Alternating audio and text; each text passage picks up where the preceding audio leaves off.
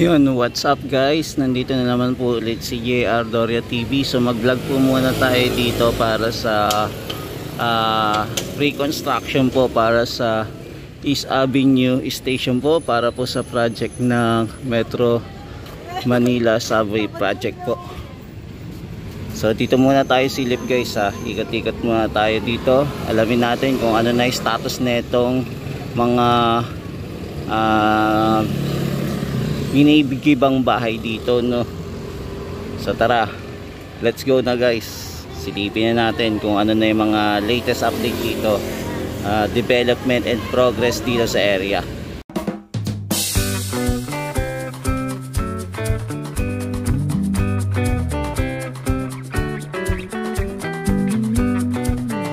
Yan, so dito muna tayo nagsimula dito sa mga binabakutan na area. So nandito po tayo sa area ng B-Luna.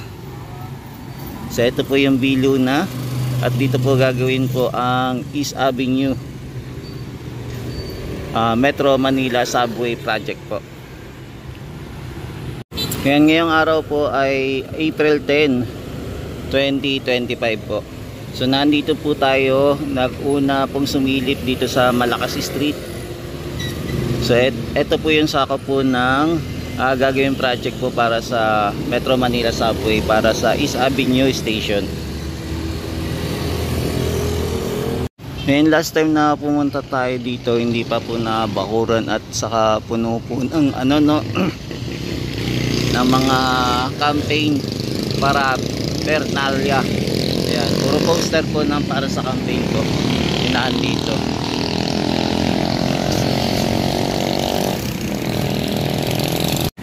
Yan, dito po sa area binakuran na po, no. Dati wala pa po itong bakod, pero ngayon ay may bakod na. Yung huling daan natin, meron pa nagtitinda dito. Yan, pero ngayon nakabakod na po. Kaya nag-aabang pa rin po tayo kung kailan po to magsisimula yung project. Yan, so ito po yung mga bahay na sinira na po, no. Kumbaga abandoned place na, pero kaya lang hindi pa po totally nasisira yung mga bahay. Kumbaga wala pa rin pong mga gamit para sa mga construction materials dito.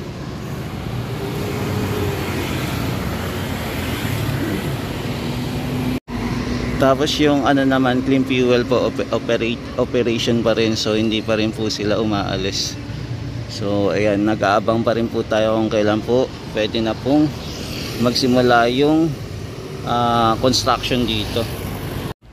Yan, so ito din po yung bahay na binakuran din, pero yung bahay dito ay hindi pa totally nasisira po, no.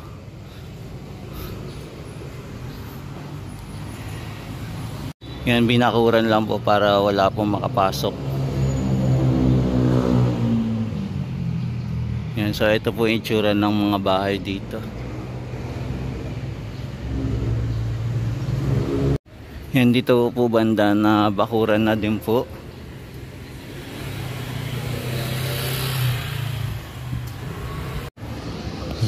Yan, nandito naman po tayo sa Matatag Street po. Tapos dito din po sa area, ayan, nakabakod na rin po. Ito, may mga bakod na rin. So nag-aabang pa rin po tayo kung kailan talaga to magsisimula, no. Kasi may napapansin pa rin po tayo dito sa area na to, may nagtitinda pa rin. Yan, tara, lakad-lakad pa tayo. Yan, dito din banda sa may Body Central. Ito, sakop din po ito ng gagawin pong Metro Manila Subway po.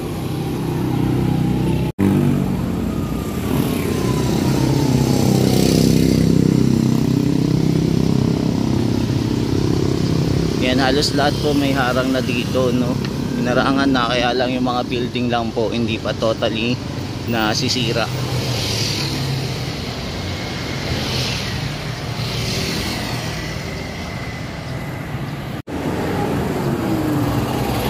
Yan, puro bakod na dito, tapos tinadtad po ng mga campaign poster.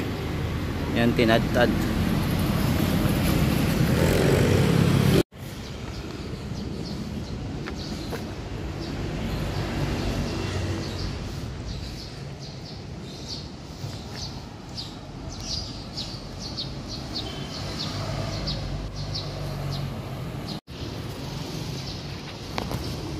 Yan, sumisilip pa rin po tayo sa mga kabahayan o building affected po ng construction po ng Metro Manila Subway. Tapos itong Chuk to Go bukas pa rin po, so hindi pa rin po sila umaalis, so tuloy-tuloy pa rin po yung business. Siguro alis po talaga sila kung totally kukunin na to talaga ng gobyerno, pero yung iba kasi nakuha na, kaya lang hindi pa rin nagsisimula itong project. Ano pa kaya kulang kung bakit hindi pa rin po nakukuha at hindi pa rin po natutuloy yung pag ano talaga, no, demolish ng mga bahay dito. Yan, dito naman tayo sa Maakit Street, so sumilip tayo dito naman. So tara, lakad-lakad pa tayo. Yan, itong bahay na rin po dito, naka ano na din po, bakod na, so binakuran na rin, so hindi ka na rin makakapasok dito.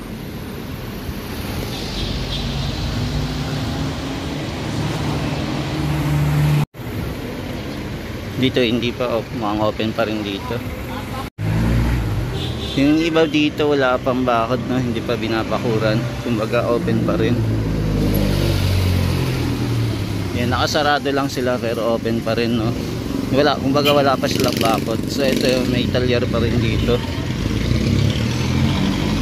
Yan, so mayroon pa rin talyer, hindi pa rin nila sinusuko. Yan, so dito naman tayo sa area ng Mabilis Street. Dito naman tayo sisilip. Yan, sa Mabilis Street naman tayo ikot, guys. So ito pa rin yung mga bahay, no.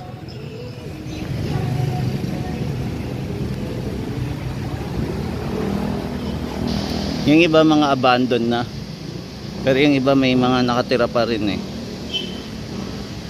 So ito talaga, ano na talaga, nag pull out na. May maganda sana kung lahat pull out na, tapos yung bahay pinagsisiraan na, no, totally demolished na. Pero ito napapansin natin parang abandon lang yung bahay, pero yung iba may nakatira pa rin.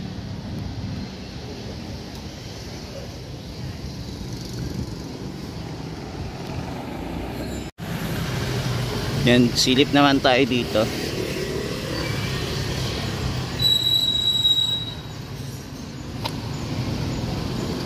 Yan, medyo mahaba-haba din po itong project dito, no. Yan, ito natambakan na basura. So ito na mga bahay na affected po. Ayan, mapapansin nyo may sticker po. So ito na abandoned na sila. Baka pwede siguro nabili na rin. Siguro ito may mga bakod na to, ito na talaga yung walang nakatira, no. Kaya to, kaya may nakatira pa rin, kaya hindi pa siya totally binabaturan ng puti eh. So ito totally binakuran, no. Kumbaga wala, hindi ka na pwede kumuha ng mga gamit dito. Kasi ito hindi natin alam, pero wala nang nakatira siya eh. Yan, nakapadlock na, so wala nang nakatira. Yan, pinadlock na. So ito na yung pinakadulo po ng ng Metro Manila Subway project na gagawin dito sa Maliksi Street. Ito na yung pinakadulo. Tapos ito din po, tatamaan din po yan, kasama din po sa project po ng Metro Manila Subway. So ito mga bahay din po dito mukhang abandon na rin po, parang wala na rin po nakatira.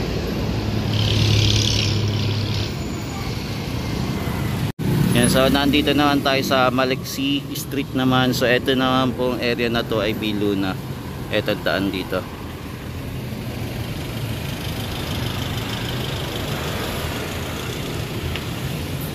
Yan, dito po sa may part na Bacol, masasakop pa rin po yan ng Metro Manila Subway. Kaya lang hindi naman ganoong kalaki yung masasakop po nila.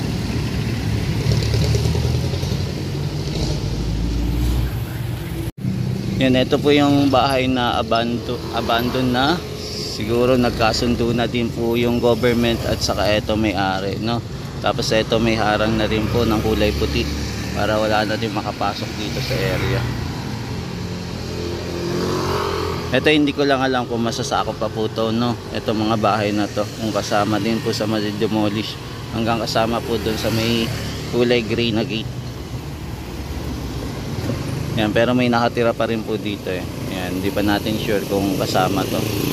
So tingnan na lang natin. Grabe, medyo siguro mahaba-haba pa yung argumento nito, no? Sana maano na to, masimulan na. Grabe. Sobrang tagal nga, panahon pa to ni Pangulong Duterte, pero ngayon nakatenga pa rin. Yan, hindi natin alam kung ano issue kasi nakapaglabas na ng pera dito, pero dapat na, doon pa lang sa time niya sa mga mega project natapos na sana, cleared na, pero ngayon eto may argument pa rin at siguro hindi pa rin tapos po yung magkakasundo yung mga panig kung kailan po kung magkano yung presyo dito sa mga lupa.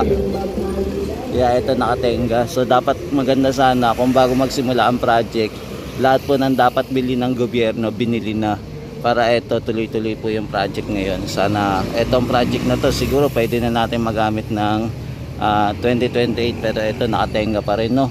Grabe, ang daming problema para lang makagawa ka at mapaunlad po ang Pilipinas, at lalo na po sa mga transportation na kailangan ng Pilipinas para mapabilis po ang mobility at mapabilis makatulong din po sa ating mga mamamayan, lalo po sa sa transportation system na halos minsan inaabot na po tayo ng gabi sa biyahe, no? Halos doon na din tayo natutulog sa kunwari bus, jeep, mga ganon.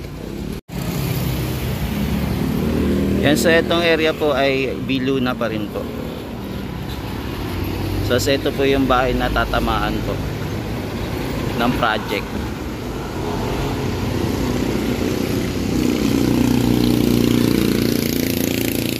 Yan, so ito muna yung latest update natin dito sa project para po sa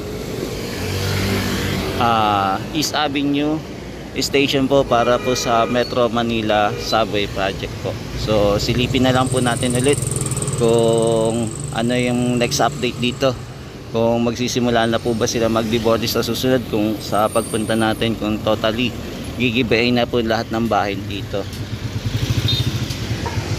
Yan, so ngayon ay April na, pero wala pa rin po tayo nakikita ang pag-usad dito sa area ng Metro Manila Subway Project dito sa Eastwood. So abangan na lang natin kung kailan po talaga itong project na to mangyayari. So ito muna yung latest update natin. Yan, hanggang sa muli. Ito po ulit si JR Doria TV, nag-update dito sa project para sa Metro Manila Subway Project. Maraming salamat po. God bless po, at mahalin natin ang Pilipinas. Thank you po.